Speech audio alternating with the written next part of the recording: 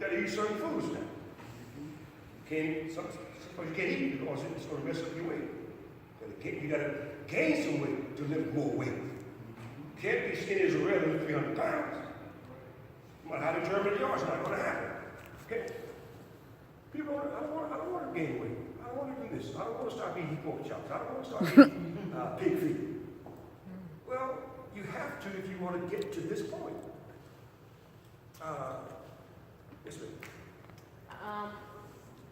Like what Lady Brown was saying, I feel if there is training and instructions on another note, I feel some people just don't want to change. If you have the proper training and the proper instructions and you're not changing, it's because you don't want to. That's not true. Oh yeah, I see it every day. Because I feel like we get trained, we get great training and instructions here, and people still do the opposite. That's because they don't want to change. Now you have different scenarios, but there are a lot of instances where people don't want to change. Don't want to change. Yeah, they don't want to. They want to stay where they are. I mean, they keep doing what they want to do. Right, because they say, well, God know my heart. Right. I don't think that's the same thing. I believe that. I said that earlier. Two different learning. I said that earlier. There are people who, in themselves, think they're okay just like they are. They don't feel like they need to change. Ask anybody in here. If you were asking the kind of person the other day, they say, I'm good. I'm okay. What kind of wife are you? I'm a good wife. Ask her husband.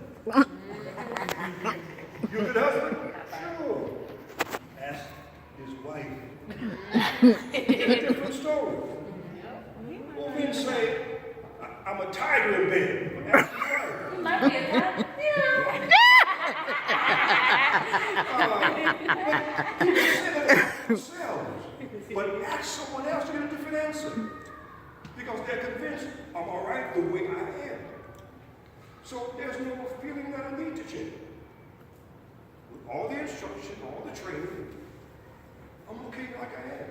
And that's the problem. But here he says, give yourself to God and be transformed.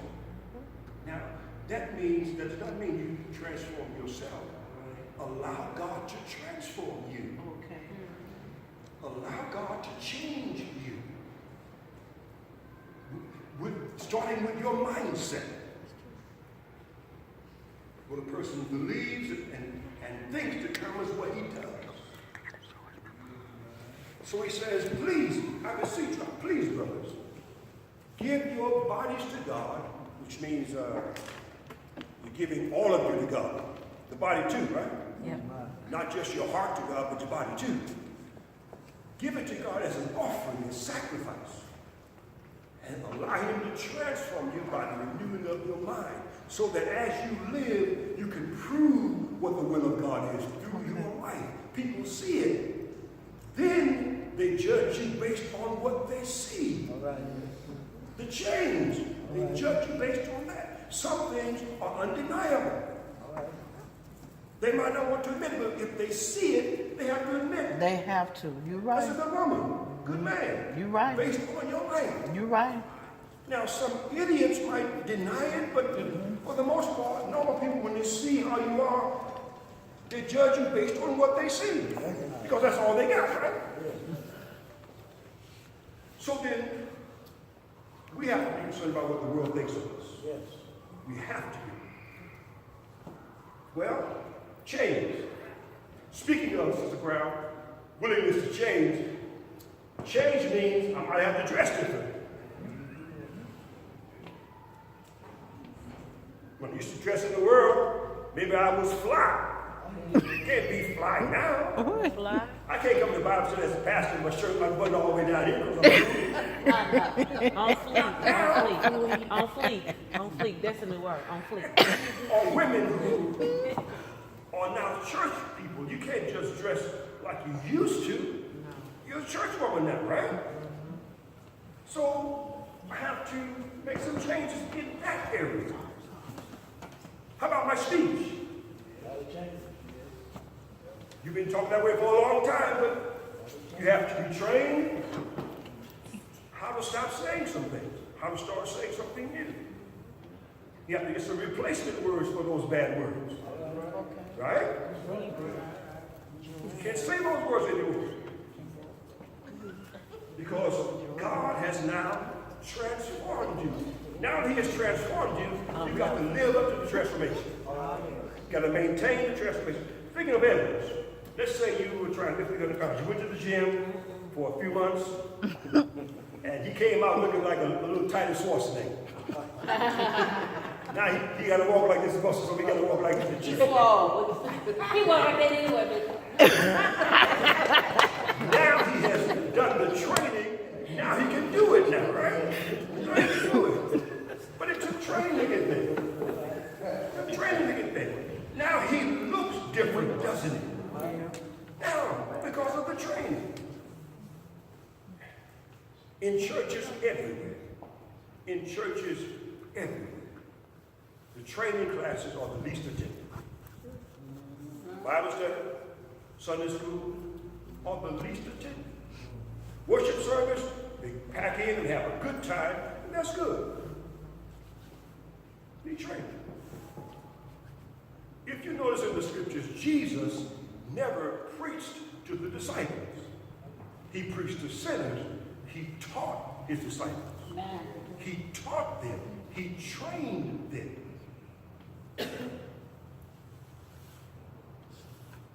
That should say something to us. Amen. When we become followers of Christ, we need training. In fact, what is a disciple? It's a follower. It's a pupil. You become a student of Christ to learn and to ever learn. So then, I think some of us need to change. I said us, right? So I'm not saying you need to change. Some of us need to change. We need to make some changes. What's it going to take? Trying harder? No. We've tried hard before, haven't we? Yes. We've tried the diet, we've tried this, we've tried that, and it hasn't worked, has it? So that must not be the answer. Training and instruction will get you from where you are to where you need to be. Avail yourself of training and instruction and watch the transformation. You should be stronger than you were 6 months ago in Christ now. Certainly since last year. Certainly since 5 years ago. You should be wiser, stronger. Since 5 years ago, you should be a better person by now. Based on your training and your instruction. Got a lot of well-meaning people who are trying to be good, but trying to be good doesn't work unless you're taught how to be good. How many of us were told, how many of us are married or were married at any time? How many of us were sat down and told how to be a wife or husband? Sat down and told how. This is what you do, this is what you don't do, this is how you handle this, this is how you handle that. How many had that class? At home? At home? At home? One. The rest of us did the best we could. And most parents don't teach us. And we learn what we see at home. We grow up and we imitate what I saw at home. Most of which is not right. So I get married. I don't know how to be a husband.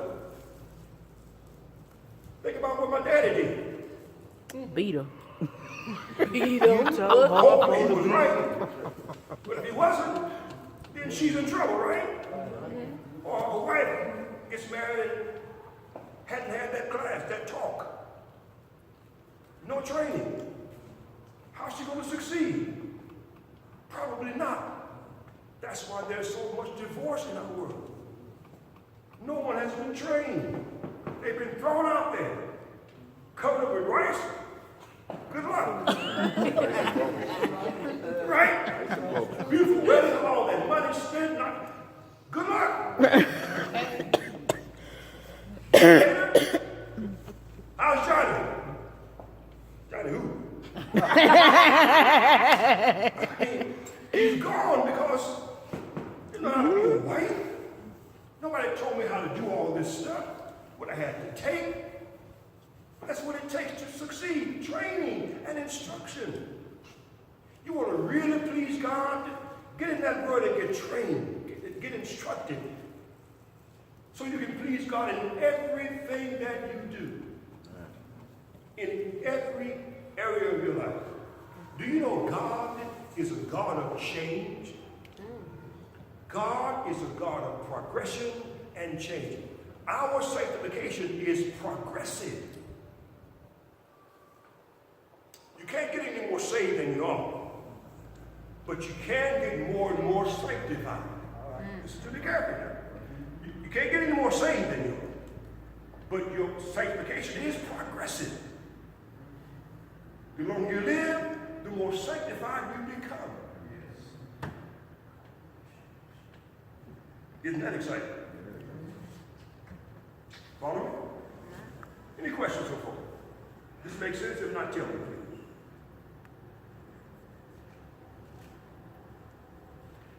God's a God of change.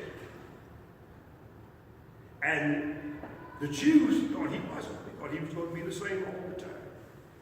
God says, I'm God and I change nothing. What he meant by that was, I won't stop being God. But God also says, I'm going to do a new thing. I'm going to do something new. I'm the same God. But I do something new because he's progressive. He doesn't deal with us like he did in the Old Testament time, nor does he? He progressed.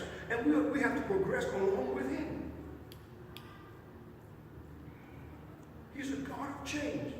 And he expects change out of us. Improvement out of us. Not stagnation, but improvement, change, progression, maturity. That's what he expects out of us. Because that's what biblical training will do for you. It will improve you. It will make you better. It will grow you up. It will mature you. It will make you wise. It will. But you have to avail yourself to it in order to get it. Now, any questions? Make sense? No. Any problems? God said, I'm God, I change not, but I do a new thing. Jesus says, take my yoke upon you and learn of me. Learn. He used the word learn. Then the Apostle Paul says, grow in grace. Grow in grace. And in the knowledge of Jesus Christ. You see what the Bible teaches us to keep Advancing. improving and growing. Grow in grace and in the knowledge of Jesus Christ. When you're saved, when you're trying to live right for God, brute strength is not where it's at. Knowledge is where it's at. Knowing what to do at that time. Not being strong, but knowing what to do at that time. You can survive a crisis. You can survive a temptation if you know what to do. Sometimes it takes running. It takes leaving. Not sit there and be strong. Yeah. I can take this. Sometimes you have to leave the presence of the temptation. Live another day to deal with another time, but this time, leave. Get away from it. It takes it. If you don't know that, you sit there and you boil, you shiver, and stay long enough, you'll give in. Sometimes leave. Is it embarrassing? Yes, but you survived. Right. You didn't fall. Did they laugh at you? Yes, as you were leaving.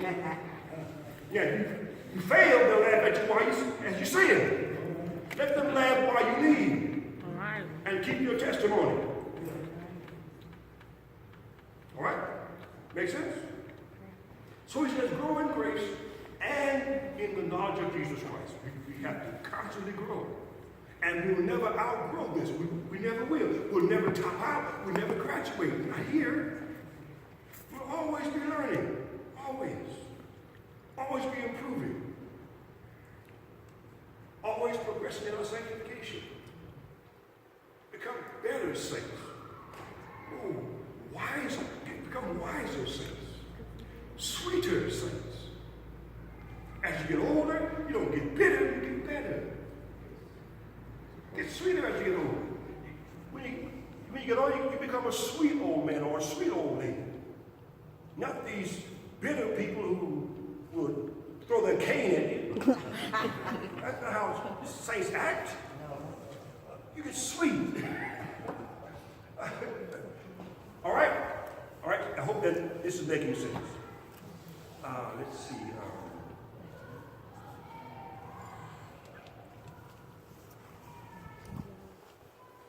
Colossians chapter 3. Colossians chapter 3.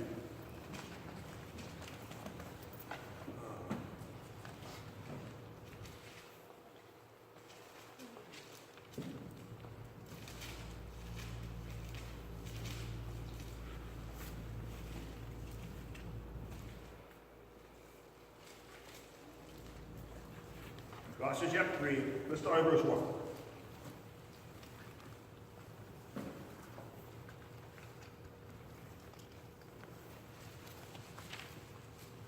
You have it? Yes. And it reads,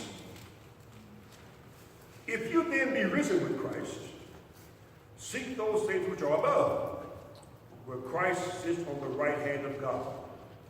Set your affections, King James says affections, set your minds on things above, not on things on the earth. For you have, my Revised Standard Version says, you have died. What does King James say? For ye are dead. I'm sorry?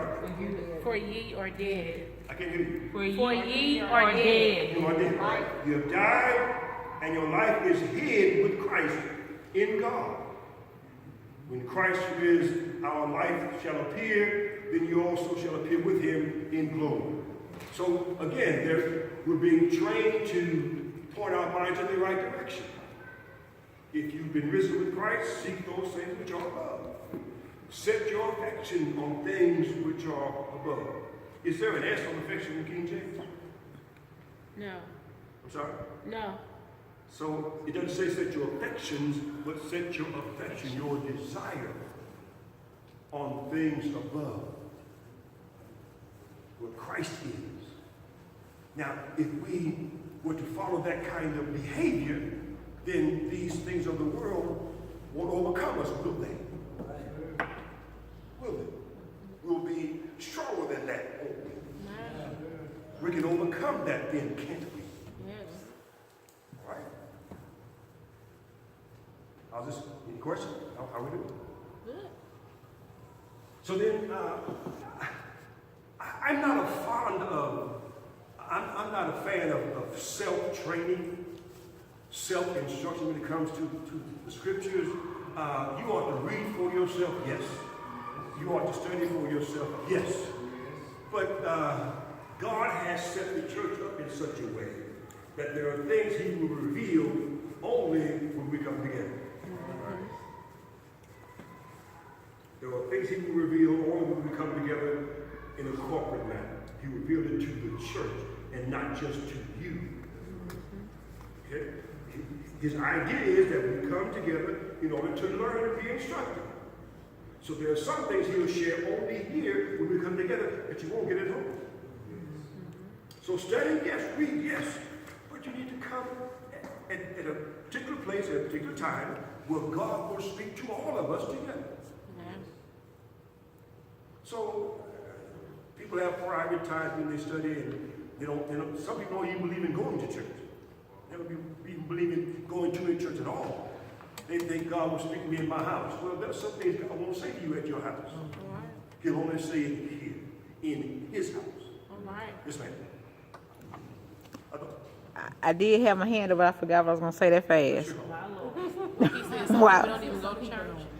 I know. Yes, ma'am. Sister Cheryl. It's kind of interesting you having this class tonight because I ran to a former co-worker and he was telling me today that he's 67 years old now, but he's belonged to this one church since about 1981. and he was talking about how there's a transformation in his life. In fact, like you talked about the change, you can actually see the change. But he said for 31 plus years, he said, I went to every church service, I went to all the Bible studies, went to all the Sunday schools, read my Bible. He said, but it was never a change because he kept doing the same thing. It's kind of like on Sundays or when he had to go to church, he was that perfect Christian, did all the right things, smiled and did the right thing. But when he was sitting there, he said he wasn't internalizing anything. It was just like he was hearing it, but he wasn't living it. And he was saying that in the last year, he hit rock bottom, started doing drugs and all this stuff all again, periodically, and he hit rock bottom in his 60s, late 60s. And he said, you know, he knows that when he started really listening and taking that change and applying it to his life, he was telling Dave, he said, you know, there's nothing better than being someone who's making a change and you realize how God, he said, I'm so lucky that God saw me through all the times I did the drugs, because he could have took me at any point in time. He said, and just to sit there and spend 30 plus years hearing something and not really taking it in and living the life that he could have lived. It was just nice to see him say that. It's nice when you talk about the change and the training and the instruction. Think of the countless number of people who go to church religiously year after year and never improve. Year after year, for years, exposed to the Word of God, which is true and right? But never really internalize it, never internalize. And perhaps think they're okay. I'm good. I go to church all the time. I'm on this committee, I'm on that committee, I'm active. But inside, there's never been a change. Never improvement, never at all. Never. All that time exposed to it, but never receiving it. Never receiving it. So, never changed. All of those years. And it's like that in many churches. There are people who have been going there for years and years, hearing the Word of God. Now, the preacher should be right? He should be right. But if he isn't, this is. This is right. All right. Whoever quotes this is right. And this will work. But you have to receive it. You have to receive it. You have to receive it. All right? Any other questions? Thank you for that, Sister Shawn. That's amazing. People go to church all that time and never really make any changes. Yes, sir. Jesus spoke to many multitudes of people, and the word, the word of God, it said it falls on stony ground, it falls on, it goes to deep, if it don't go into the ground, being that, it don't, being this, there can't be a change. Something like the bird, Matthew 13 said the birds, they ate the seed up, or somebody came along and Ate the seed. somebody came along and took it up. If it don't reproduce, it's nothing. We can't hear you back here. If it does not You said the bird ate the seed. you can make a pearl about sowing seeds and the word of God, and then some fell on stony ground, some fell on good ground. That's right. Okay. And some was 100, some was 30, and some, but it depends how much you soak it in. All right. And that parable is correct. The Word of God, which was true and right, fell on different kinds of ground. That parable talked about different kind of hearers who heard the same word, but responded differently. The word was right, it was true, but they responded. Some heard it, didn't hear it. Some heard it, didn't really believe it. And that's how it is in churches now. The Word of God is true and correct. It goes out, but it depends on how they receive it. Yes, sir. I was going back a little ways when Sister Sharp was talking. I remember going to this after I became an adult. I remember going to church about 2 or 3 years, almost every Sunday. But the word had no effect on me because I didn't receive Right. what was being said. Now, You understand? I'm sitting in my house on a Sunday, didn't go, listening to a preacher coming over the tape, pointing his finger in my face, it seemed, and talking about how I was living. That really broke me right then and there because I thought about how I was living. And I understood that I needed to change.